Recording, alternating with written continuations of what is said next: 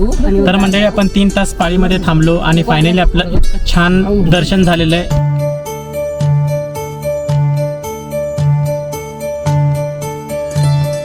आम्हाला देहूला जायचं, कुठून जाऊ दे? इकडनं राईट. धन्यवाद.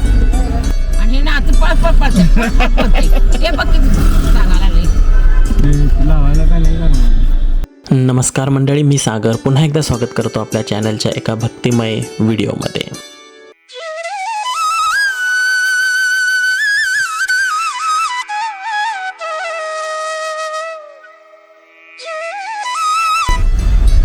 तर मंडळी आता आपण निघालो कुठे? देहूला. संत तुकाराम महाराज मंदिर, गाथा मंदिर. झालं 1-2 मिनिटात बाहेर निघतो आपण. तर खूप ट्रॅफिक आहे आणि आपण त्या ट्रॅफिक क्रॉस करत आपल्याला जायचं आहे देहूला. आता इथून आपला जो पुढचं सिग्नल जो आहे तिथून आपल्याला राईट घ्यायचं आहे देहूसाठी. तर आता आपण क्रॉस केलेलं आहे आळंदी. माऊलींचे दर्शन घेऊन आम्ही निघालो एका पवित्र आणि भक्तिमय प्रवासाला, म्हणजेच देहूकडे. देहू म्हटलं की आठवतात जगद्गुरू संत तुकाराम महाराज. इंद्रायणीच्या तीरावर वसलेली ही संतांची नगरी आजही भक्ती, श्रद्धा आणि अध्यात्माचा सुगंध दरवळत ठेवतो.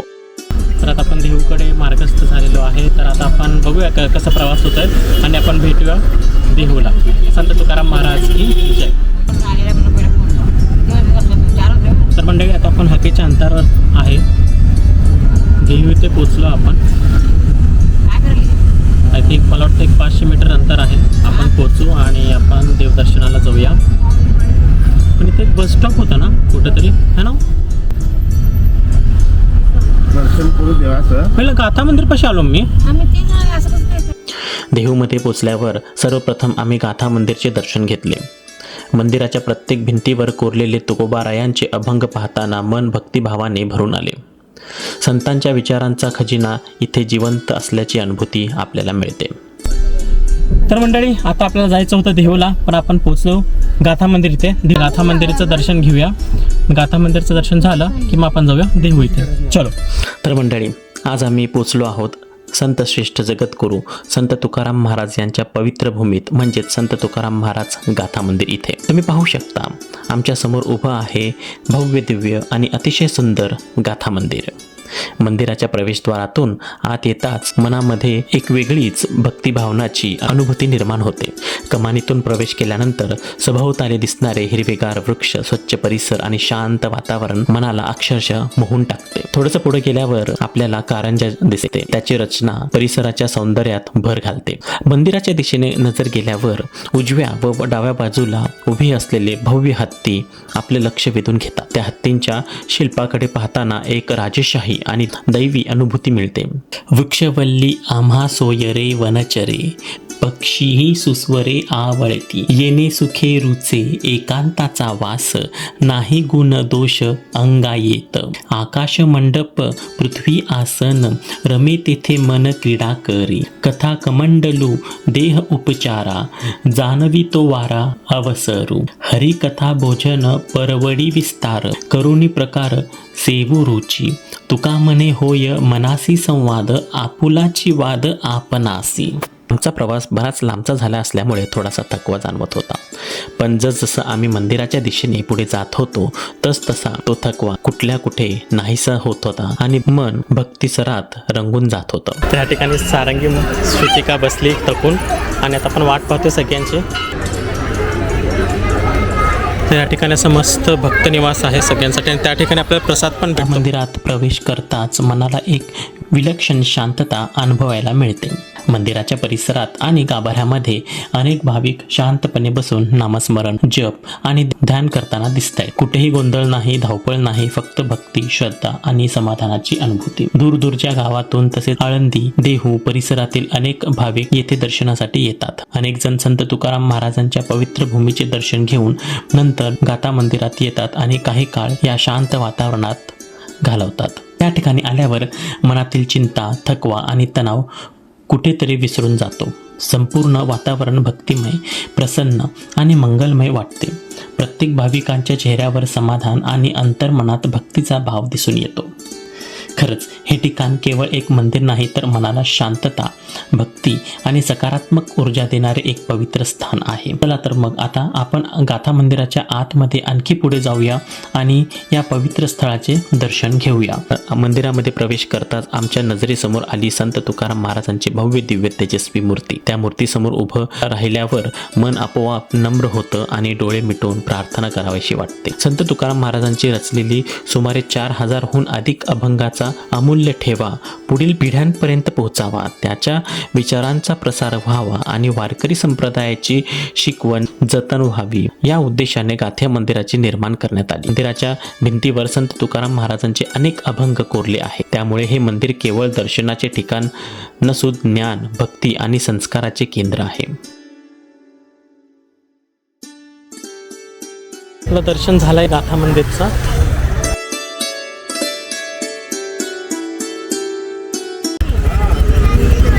त्या ठिकाणी भरपूर असे शॉप्स आहेत आणि आता मंदिरकडे जायचं आपल्याला.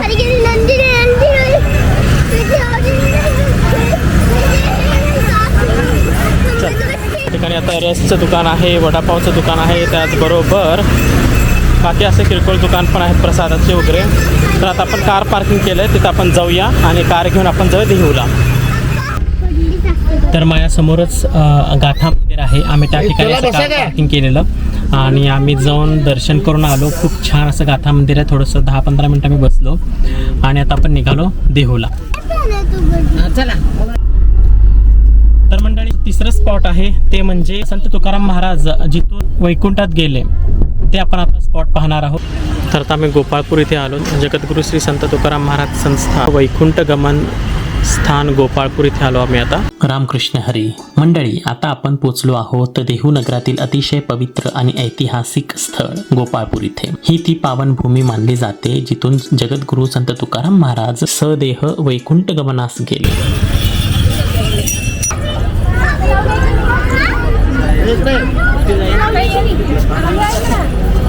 नांदुरके वृक्ष, हिरवीगार झाडे, पक्ष्यांच्या किलबिलाट, मंद वाहणारा वारा आणि सर्वत्र जाणवणारा भक्तीचा सुगंध यामुळे येथे आल्यावर मन नकळत शांत होते. या परिसरात संत तुकाराम महाराजांचे मंदिर, श्रीकृष्ण मंदिर आणि शांत निसर्गरम्य वातावरण भाविकांचे मन प्रसन्न करून टाकते.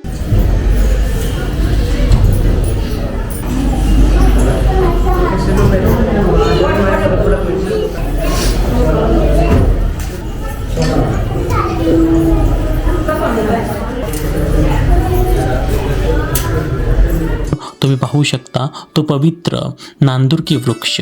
वारकरी परंपरेनुसार याच परिसरात संत तुकाराम महाराजांनी अखेरचे कीर्तन केले आणि नामघोषात तल्लीन होत वैकुंठ गमन केले अशी श्रद्धा आहे. खरं सांगायचं तर देहूमधील अनेक पवित्र स्थळांपैकी हे ठिकाण मला विशेष भावलं, कारण येथे केवळ इतिहास नाही, एक अद्भुत आध्यात्मिक स्पंदन अनुभवायला मिळालं. काही क्षण या परिसरात निवांत बसलो, मनातील सर्व गोंधळ दूर होता आणि अंतर्मनाला एक वेगळीच ऊर्जा मिळते. गोपाळपूर हे देहू गावाजवळील एक पवित्र तीर्थक्षेत्र आहे. संत तुकाराम महाराजांच्या वैकुंठ गमनास संबंधित असल्यामुळे लाखो वारकरी आणि भाविक या ठिकाणी दर्शनासाठी येतात. तर आता सगळे रेडी झाले. तर या कंपनीच्या आतमध्ये एंट्री केल्या ना आपल्याला ना डाव्या साईडला गणपतीचं मंदिर दिसतो. हार, श्रीफळ, प्रसाद असं असंख्य गोष्टी इथं विक्रीचे दुकान आपल्याला दिसतंय. असे म्हणतात की अखंड नामस्मरण, अभंग रचना आणि विठ्ठल भक्तीमध्ये आयुष्य व्यतीत केलेल्या संत तुकाराम महाराजांना श्री विठ्ठलाने सदेह वैकुंठ गमनाचे वरदान दिले. कीर्तन आणि नामघोष सुरू असताना ते वैकुंठाला गेले अशी वारकरी संप्रदायाची श्रद्धा आहे. समोरच थांबलो आहे.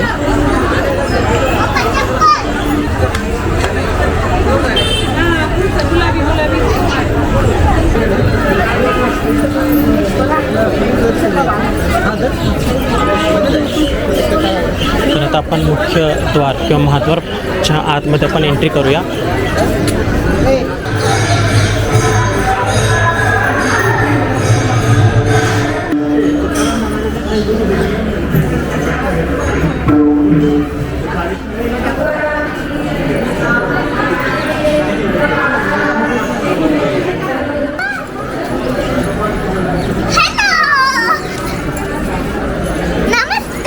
मंडळी आज आलो आहे आम्ही देहूला संत तुकाराम महाराजांचे दर्शन करायला.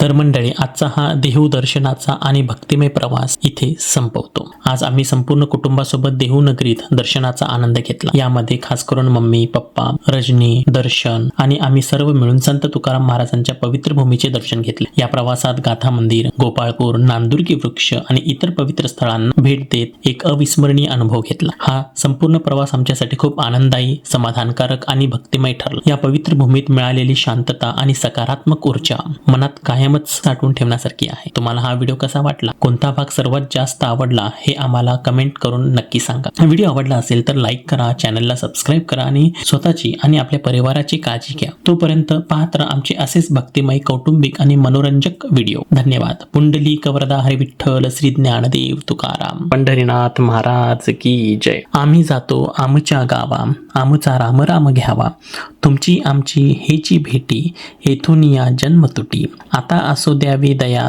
तुमच्या लागतसे पाया, येता निज धामा कोणी, विठ्ठल विठ्ठल बोलावानी, तुका म्हणे सुखे झालो, पांडुरंगी रंगलो.